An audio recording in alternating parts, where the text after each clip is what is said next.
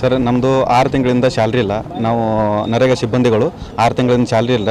ಅದಕ್ಕೋಸ್ಕರ ಈ ಸ್ಯಾಲ್ರಿ ಇಲ್ಲಾರ್ಕ ನಮ್ಮ ಜೀವನ ನಡೆಸೋದು ಕಷ್ಟ ಆಗಿದೆ.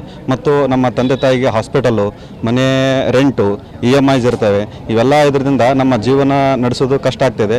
ದಯವಿಟ್ಟು ಇದಕ್ಕೋಸ್ಕರ ಏನು ನಮ್ಮ ಸ್ಯಾಲ್ರಿ ಅಮೌಂಟ್ ಇದೆಯಲ್ಲ ದಯವಿಟ್ಟು ಹಾಕ್ಬೇಕಂತ ಈ ಮೂಲಕ ನಾನು ರಾಜ್ಯ ಸರ್ಕಾರಕ್ಕೆ ಮತ್ತು ಇಲ್ಲಿ ನಮ್ಮ ಕಮಿಷನರೇಟ್ ಆಫೀಸಿಗೆ ನಾನು ರಿಕ್ವೆಸ್ಟ್ ಮಾಡ್ಕೋತಿದ್ದೆ ಸರ್. ನಾನು ತಾಲೂಕು MIS ಆಗಿ ವರ್ಕ್ ಮಾಡ್ತಿದ್ದೇನೆ ಸರ್, ಅದನ್ನು ಹೊಸಮನೆ ಅಂತ ಹೇಳಿಕಿಸಿಂದೆ.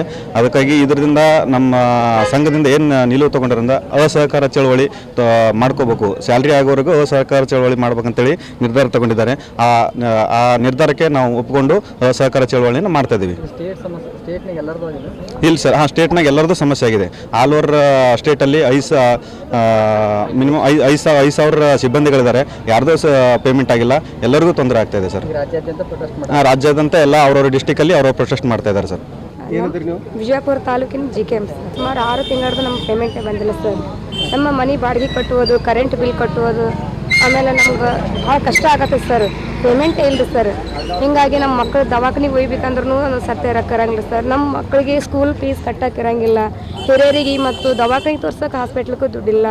ನಮ್ಮ ಮನೆದು ಎಲ್ಲ ಭಾಳ ಕಷ್ಟ ಅಂದ್ರೆ ಫುಲ್ ಕಷ್ಟ ನಡ್ಸೋಕೆ ಸಾಧ್ಯ ಐತ್ರಿ ಸರ್. ಎಲ್ಲಿ ನಾವು ದುಡ್ಡು ತೊಗೊಳಕ್ಕೂ ಇಲ್ಲ. ಆದಷ್ಟು ನಂದು ಒಂದೇ ಒಂದು ಪ್ರಯತ್ನ ಮಾಡ್ಬೇಕಂದ್ರೆ ಆದಷ್ಟು ಜಲ್ದಿ ನಮ್ಮ ಪೇಮೆಂಟ್ ಮಾಡಿಕೊಟ್ರೆ ಭಾಳ ಪುಣ್ಯ ಆಗ್ತದೆ. ನಮ್ಮ ಜಿಲ್ಲೆಯಲ್ಲಿ ನಾವು ನರೇಗಾದಲ್ಲಿ ಸುಮಾರು 270 ಮಂದಿ ಕೆಲಸ ಮಾಡ್ತೀವಿ. ಹಾಗೆ ರಾಜ್ಯದಡಿ ಸುಮಾರು 5,500 ಮಂದಿ ಕೆಲಸ ಆಗುತ್ತೆ. ಎಲ್ಲರಿಗೂ ಇದು ತೊಂದರೆ ಆಗ್ತಿದೆ, ದಿನನಿತ್ಯದ ತೊಂದರೆ ಆಗ್ತಿದೆ.